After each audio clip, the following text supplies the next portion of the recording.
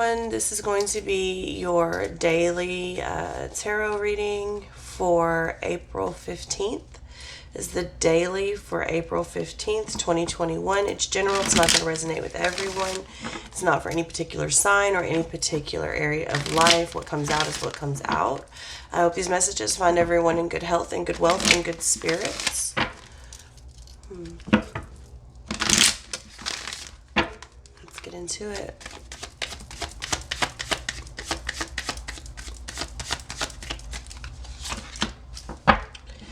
Hindrance. Fate has blocked this path for you.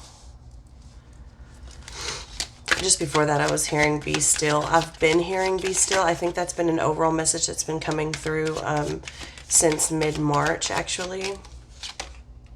I apologize for my voice and my stuffiness, y'all. Please bear with me. Major sinus infection. Okay, Medusa, jealousy leads to downfall. We're going to get two more before we speak on these. We might even do the tarot before we speak on them. We'll see how it feels. The chalice, rejuvenation and fulfillment. One more here.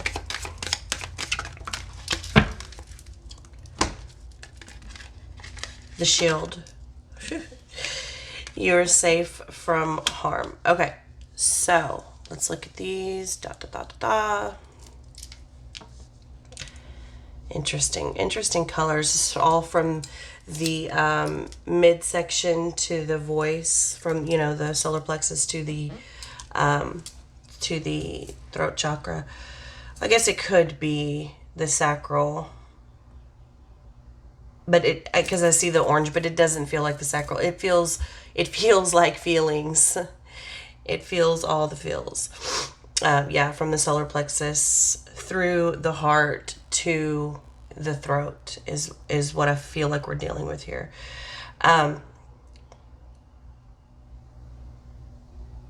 There's a lot of blockages that have been created on purpose, both by the outside forces, like beyond here, and by, humanity, by, person to person. It depends on however this is resonating with you. There've been some, they're showing me these sort of lugs and wrenches, like on a very literal scale, being thrown into someone's path. And I'm seeing someone dodge. You know what it looks like, that scene from Dodgeball where, like, if you can dodge a monkey wrench, you can dodge anything or whatever. I don't even know if that's what they say, but that's the overall feeling that you get when they're, I'm pretty sure it's a freaking monkey wrench he's throwing at them when they're trying to learn how to play dodgeball. The movie with Vince Vaughn. Anyways, that's kind of the feeling. It's like all these things being thrown at a person, and it's not just something that if it hits, it's just an ow. I mean, this would be a serious injury. So yeah, this is definitely being done on purpose. If fate has blocked this path for you, we're being told right now to be still. We've been told several messages back that we're to be moving in stealth mode. That's going to be one of the hardest things to do, to sit back and observe. We've talked about this before, and here we are. It's kind of just carrying on in the same energy. We are leading up into the full moon, and sometimes the pre-shadow period can be even more intense than the actual full moon itself or the post shadow. This full moon will be in Scorpio, so like I said, it's feeling all of those feels. There's a lot happening. There's a lot going on. I'm pretty sure we just got out a new moon in Aries, which is this really gung-ho, go for, Aries it's the baby of the zodiac. It's very fiery. It wants to go fast. It wants to do it all. It wants to do it now. It's a real go-getter. It sometimes can speak and launch before it thinks. And so that's kind of the energy that we've been in, which I think is why there's been such a overall repetitive message of be still, be silent, move in stealth, calm down, observe, take it in before you act, and things like this. Whereas the Scorpio full moon, you're going to be feeling all the feels. You're going to go deep. That's what Scorpio loves to do. It's the private investigator. It is the mysterious one. It is the dark sign. It is the one that makes you go deep. It's the one that extorts distorts, I don't know why it came out that way, but information. It's the one that can peel back all of the layers and really get into those nooks and crannies and crevices, of your deepest, darkest secrets, even if that is self with self. But for those of you that it's not self with self, for those of you that are dealing with others, just wait for it to be revealed, because it absolutely will be revealed. That's also they're showing me the serpent symbolism, which I don't view as bad. Some of you may view, depending on your upbringing, your culture, and your own personal experiences, how you would view the serpent. For me, the serpent is not necessarily a bad sign, but that is how they're showing it. The serpent also has to do with the shaman, has to do with next level, has to do with the third eye, has to deal with mysticism and seeing beyond seeing beyond this realm, or even in this realm. They're showing me remote viewing, and also seeing with eyes that are not necessarily the eyes on your face. Okay, so that's a lot. Anyways, fate has blocked you from this path. I am hearing, though, for the time being, I do get that some people, or some of you, or myself included, may have wanted to jump or dive into a situation or scenario, maybe prematurely, maybe doesn't feel like that at the time, but I am being told, yeah, it's too soon. And that's why you've been blocked from the path. And I do feel that it is for your own protection. But again, like I said, I am hearing for a time being. So there's an overall message of patience. So there is that. Now, when Medusa comes into play, jealousy leads to downfall. I want to take a moment here to really, we're going to brush over the story of Medusa. So basically, one chick who thinks she's all that, sees that the one dude that she wants all the attention of, his attention is going towards Medusa. He picks Medusa over the other one. And that leads to a disgusting jealousy. And this is like super brushing over.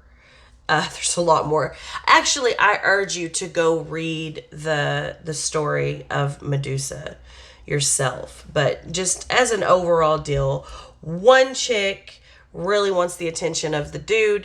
The dude's attention is really on Medusa. Medusa is beautiful, both, outside and inside. I do believe she gets taken advantage of, and she goes to the other chick, the one that wants the attention of the dude. And the lady is just too jealous. All right. She's too jealous to see anything other than basically, screw this bitch. Like, I want his attention and you have his attention. And that is why she makes Medusa out to be a monster. Medusa was not a monster. Medusa was absolutely beautiful. And even in her monstrous states, she still held a level of beauty that others couldn't compare or hold up to. Okay?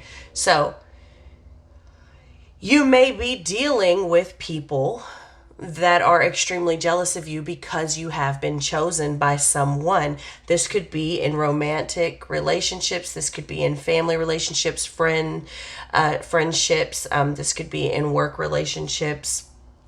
Your beauty or your uniqueness or whatever it is that stands out about you is why you have been chosen by another. And this is going to cause, or has caused, some really disgusting feelings and jealousy in others. There's nothing you can do about that, except for allow people to feel how they feel and do what they do on their own. You can distance yourself from a situation and you can allow that to be their downfall. It does not have to be yours. It can be theirs.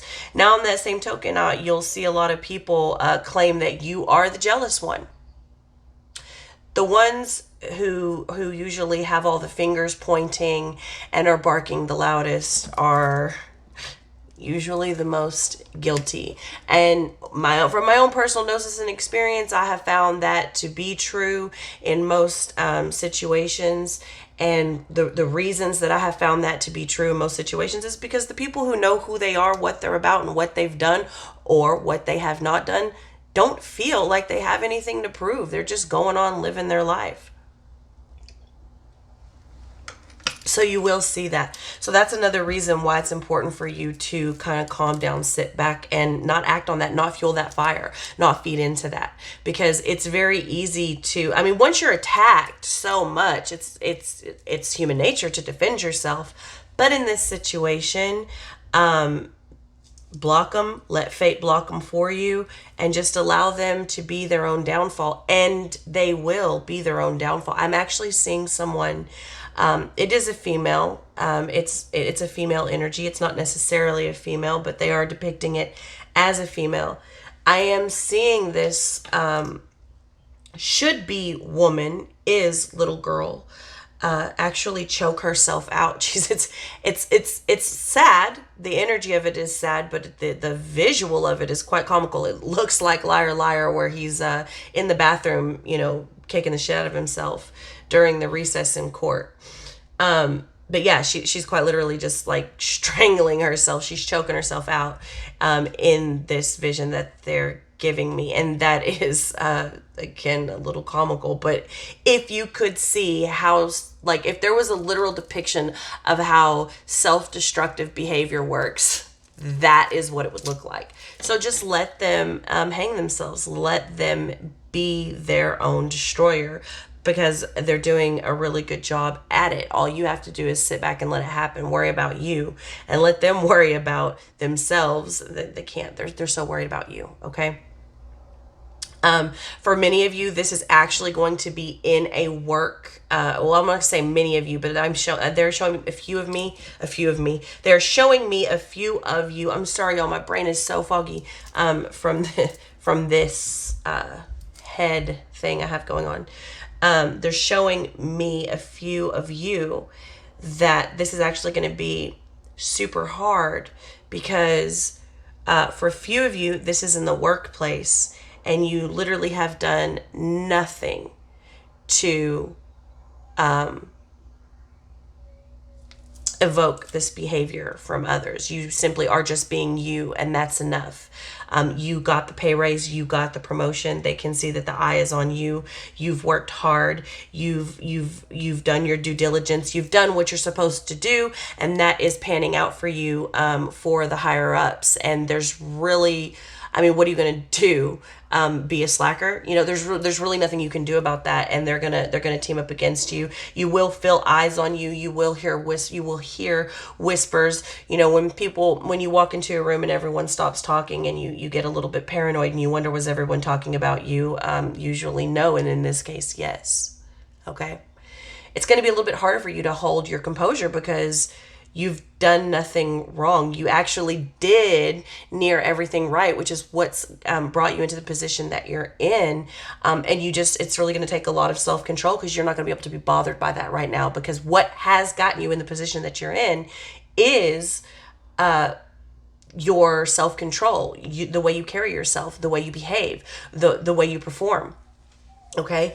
And it's that very thing that you're going to have to really, really bunker down on, because they want you to slip up.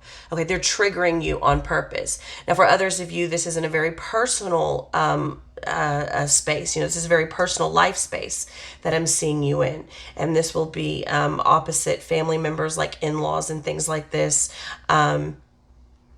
And even jealous. I'm seeing a couple of you have extremely jealous cousins. I'm not sure why that's coming through like that. Female to female, extremely jealous cousins. I don't know that they're younger. They feel younger, maybe just by their immature behavior.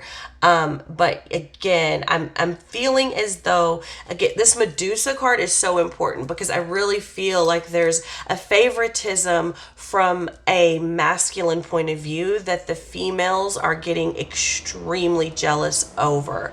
And this could be daddy issues. This could be uncle issues. This could be like supervisor or management or employer, whatever is going on here. This could be, this could be a romantic relationship. Here's the thing: everyone has a favorite. Everyone has to pick at some point. And then there are favorites for some things. I will call some people, like if I want to go out and drink and have a good time and just like, don't have a care in the world and just have like complete unadulterated fun.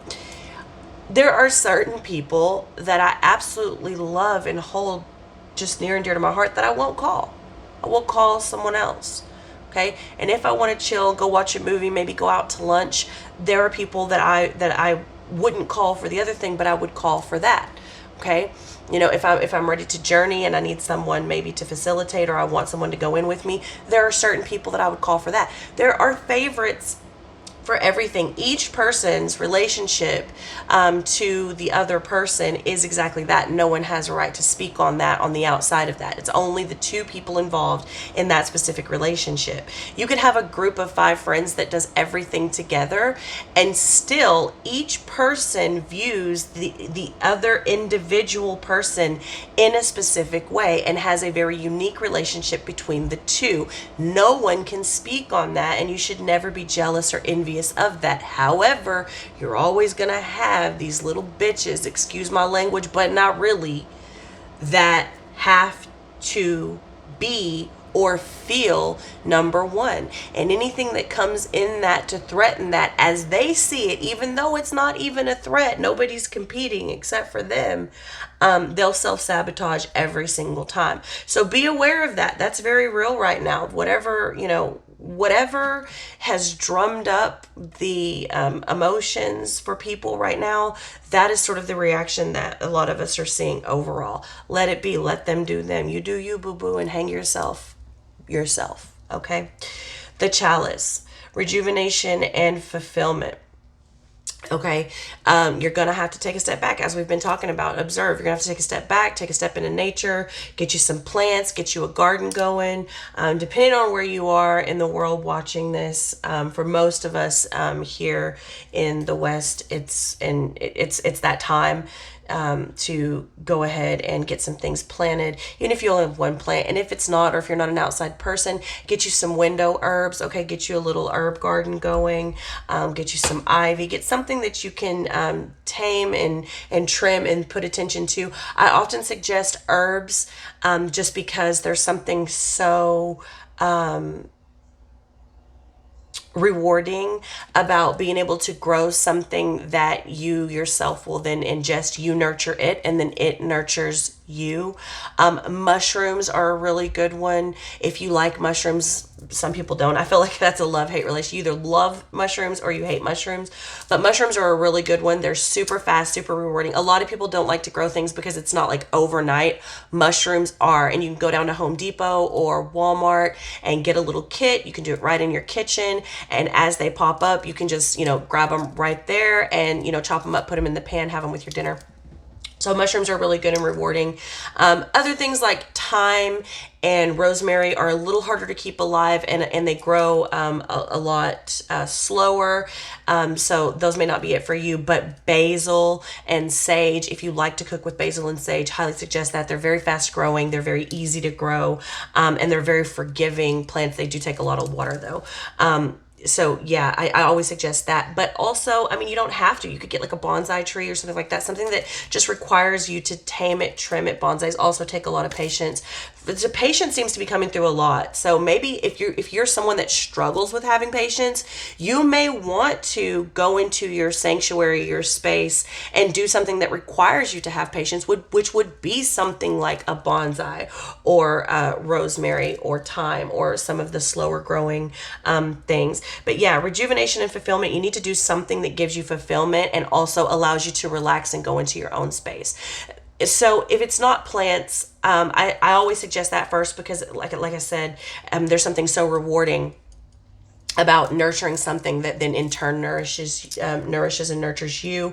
Plants provide us air, all sorts of things. But if it's not going to be that, then it could be something with your passion. So the next thing that I would always suggest would be mindful meditation. So if you paint, if you write, if you draw, if you do macrame, if you sew, if you whatever it is you do, that you can really zone out. I do encourage you then to turn around and either sell it or gift it. Even if you only sell it for what you have in it, there's something so rewarding again about you nurturing something, creating something, doing something that brings you to your fullest point of rejuvenation and then and fulfillment in doing it, but then also gifting it or selling it so that it then in turn takes care of you or takes care of itself. There's something so important also here about the message of self-sustained, something that's self-sustainable. So let's say it takes you $20 to maybe paint a 16 by 22 canvas. That's the price of the canvas, the brushes, and the paint that you used. Turn around and either gift it to somebody who would really enjoy it and actually hang it up, or sell it for 20 bucks. Right? It takes care of itself. Same thing with anything else that I've mentioned here. But when I see this cup, it is what goes in a cup. Something goes in the cup. You drink from the cup goes into the body, it nurtures it, okay? Whatever it is, whether it's information, if it's a spiritual cup, if it's information going into the body, or if it's, or if it's actual nourishment, liquid, whatever we may need, something goes into that cup and then gets poured into the body, whether it is metaphorical or physical. So there's something to be said about the type of rejuvenation and fulfillment here.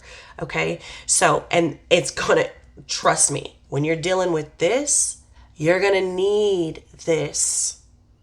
You're going to need that space. You're going to need that sanctuary. You're going to need that pull back and then a reward from it. You're going to need to rejuvenate. You're going to need to recharge, and you're going to need to do it in a way that is you with you. Yes, people can be there to support you. Yes, we can lean on others. Yes, we can do things with people, and that's great. And everyone needs outside validation at some point, and everyone needs to be comforted at some point. This ain't that point. This ain't it.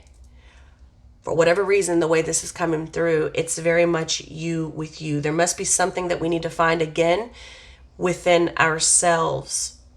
Otherwise, it wouldn't be coming through this way, especially because you have all of this energy here. When the universe is blocking your path like this, and you have all these people, like-minded people with jealousy issues and whatever coming at you, that can happen at any point. People change, people flip, things change, situations change, circumstances change, and that can happen at any point. So it's important to come back to ground zero. We've been getting that message a lot too, baselines and ground zero. It's important to come back here and understand what makes you, what makes you whole, what makes your sanctuary so divine and so special, and how you deal with you, how you nourish you.